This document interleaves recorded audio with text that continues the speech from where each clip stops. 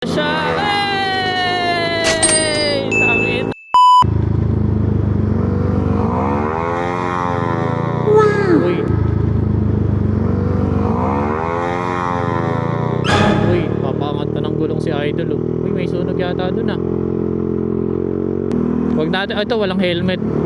Baka isipin niya kakarerahin siya, wag natin pagpatulan. Pag gusto niya mauna, paunahin natin. Naka-pipe siya. May trigger yan, may trigger warning yung mga ganyan, yung mga racing. Pag gusto niya mauna, paunahin natin, pero wag natin kakarerahin kasi wala siyang helmet eh. Sana mauna siya. Oh, may kakaliwa, wag kang umatake boy, wag kang umatake, may kakaliwa. Ayan na siya. Tangin na, walang helmet. Wala pang takot. Kapag wala pang disgrasya, wala pang takot yan, hindi pa nadadala.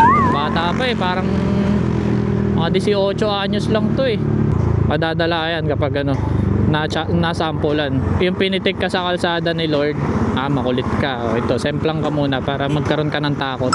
Ganun talaga pag mga bata, bomba-bomba, hataw-hataw. Pero pag matagal ka na nagmomotor po siya, basta makauwi ka, okay na yun. May mga lesson talaga sa buhay natin na mangyayari para matuto tayo.